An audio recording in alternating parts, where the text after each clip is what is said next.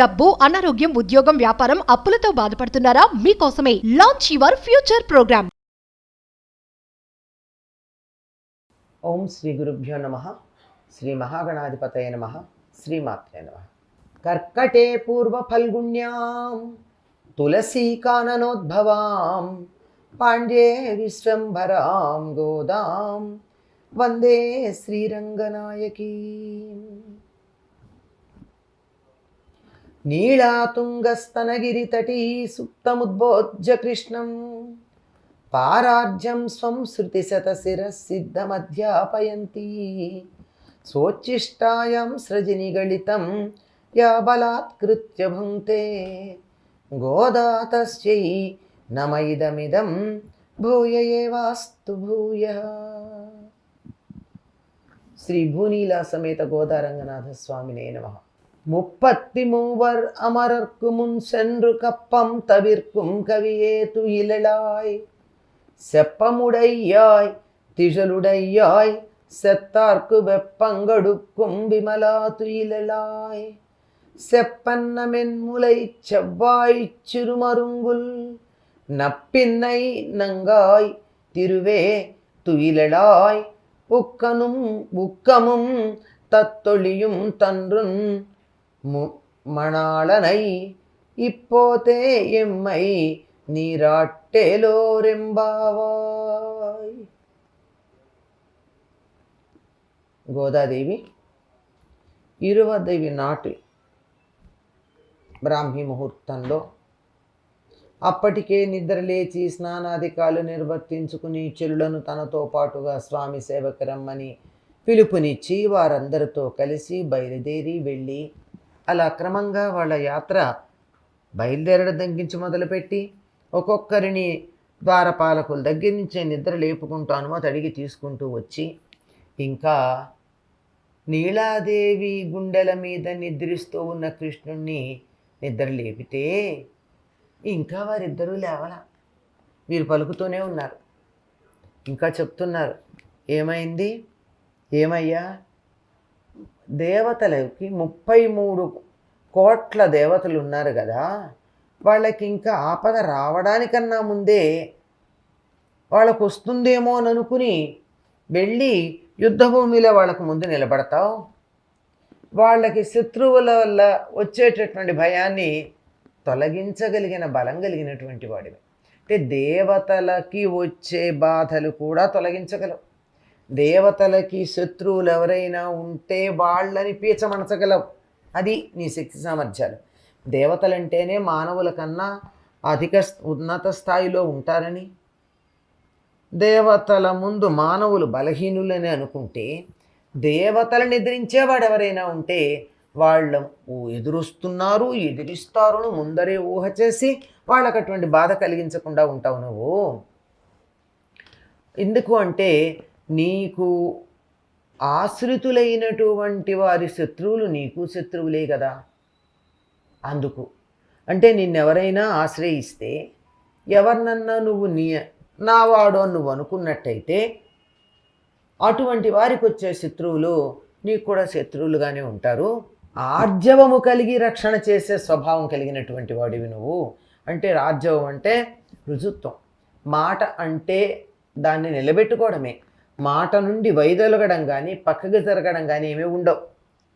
అందరినీ రక్షించే లక్షణం ఉంది నీకు. ఆశ్రితుల శత్రువులని నీ శత్రువులుగా నువ్వు భావించి వాళ్ళకి, అవతల వాళ్ళకి, ఆశ్రితుల శత్రువులకి వాళ్ళకి భయాన్ని కలిగించగలవు నువ్వు. ఎప్పుడైతే ఆశ్రితుల్ని నీవారుగా నువ్వు స్వీకరిస్తావో వారి శత్రువులందరూ భయపడిపోతూ ఉంటారు. అటువంటి నిర్మలమైన మనస్సు కలిగినటువంటి శ్రీకృష్ణ, నువ్వు మేలుకో. అంటే నిన్నొక్కసారి ఎవరైనా ఆశ్రయించినట్టయితే, వాళ్ళని నా వాళ్ళు అని నువ్వు భావన చేసినట్టయితే ఇంకంతే, అసలు శత్రువులు ఉండరు వాళ్ళు. కృష్ణుడు ఎవరినైనా తనవాడు అనుకుంటే చాలు, వారికి శత్రువులు ఉండరు. ఎందుకంటే వాళ్ళని తన శత్రువులుగా భావించి నిర్మూలనం చేయడంలో నేర్పరాయన. కనుక నువ్వు నిర్మలుడివి, మేలుకోవలసింది. నువ్వు మేల్కోవాలంటే కావాల్సిందేమిటి? నిన్ను తన గుండెల మీద నిద్రపుచ్చుతూ ఉన్నటువంటి ఆ నీలాదేవిని కదా మేము వేడుకోవాలి. అందుకని నీలాదేవిని కూడా వేడుకుంటాము. ఆవిడ అనుగ్రహం ఉంటేనే, అమ్మవారి అనుగ్రహం ఉంటేనే అయ్యవారు ఎప్పుడైనా మన ఆదరించడం జరుగుతుంది. కనుక ఆవిడని అంటున్నారు, బంగారు కలశాల లాంటి స్తనాలు కలిగినటువంటి దానా. అంటే స్త్రీ యొక్క మాతృత్వానికి సంకేతాలు స్తనములు. వాటికి తెలుగులో పేరు పాలెండ్లు. అంటే పిల్లలకి ఇవ్వబోయే పాలు అక్కడ ఉంటాయన్నమాట. అందువల్ల అవి ఎలా ఉన్నాయి, ఈవిడ బంగారు వర్ణంలో ఉంది కనుక ఒక్కొక్కటి ఒక్కొక్క కలసంలాగా ఉంది. ఎంత మంచి కాంట్రాస్ట్ అండి. నల్లని నిగనిగా మెరిసిపోయే నలుపు, ఆవిడ పచ్చని పసిమి. కనుక ఆ కాంతిలో ఈయన ప్రతిఫలించే అవకాశం కూడా ఉంది. మంచి స్తనములు కలిగి ఉన్నటువంటి దానా, దొండ పండులాగా ఎర్రగా ఉన్నటువంటి పెదవి, సన్నని నడుము కలిగిన ఓ నీలాదేవి. అంటే ఈ లక్షణాలన్నీ సాముద్రిక శాస్త్రానుసారం ఉత్తమ జాతికి చెందినటువంటి వాళ్ళకి ఉండే లక్షణాలు.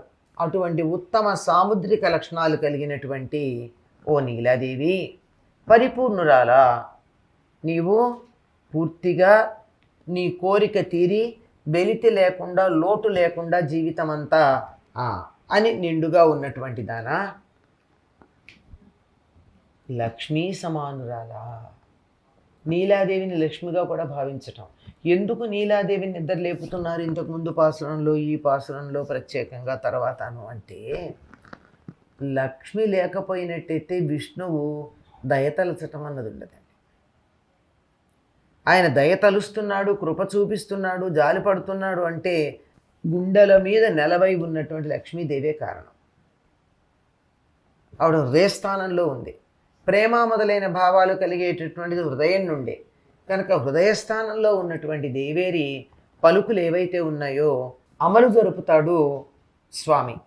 కనుక ఈవిడ ప్రసక్తి కూడా ఇక్కడ చెప్తున్నారు. లక్ష్మీ సమానురాలైనటువంటి ఓ నీలాదేవి, నువ్వు మేలుకోమ్మా. నువ్వు మేలుకుంటే కదా స్వామి మేలుకుంటాడు, నీ మాట వింటాడు కదా ఆయన.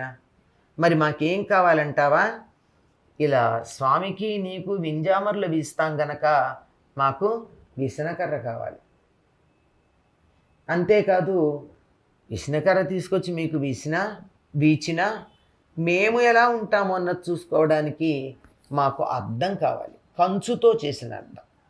అంటే కంచుని చక్కగా ఒక పళ్ళెంలాగా చేసి దాన్ని బాగా బాగా బాగా బాగా బాగా మెరుగు పెడితే మనిషి ప్రతిబింబం అందులో చూసుకోవడానికి ఉండేది. గాజు రాకముందు ఉండేటటువంటివి ఈ అద్దాలే. మంచి లోహాన్నే మెరుగు పెట్టడం. ఆ రెండు మాకు ఇచ్చి నీ ప్రియుడైనటువంటి కృష్ణుడితో కలిసి మేము స్నానం చేసే అదృష్టాన్ని. కృష్ణుడి దగ్గరికేమో పర కావాలని పెడతారా? నీలాదేవితో ఏం చెప్తారు? నీ ప్రియుడితో కలిసి మేము జలకాలాడాలి. ఇది అడగదగిన కోరిక అండి. పైగా ఎవరితో అయినా జలకాలాడాలనుకోవడం పురుషుడితో తప్పి, అందులో ఏ పురుషుడితో జలకాలాడాలనుకుంటున్నారో ఆ పురుషుడి భార్యతో చెప్తున్నారు ఈ మాట.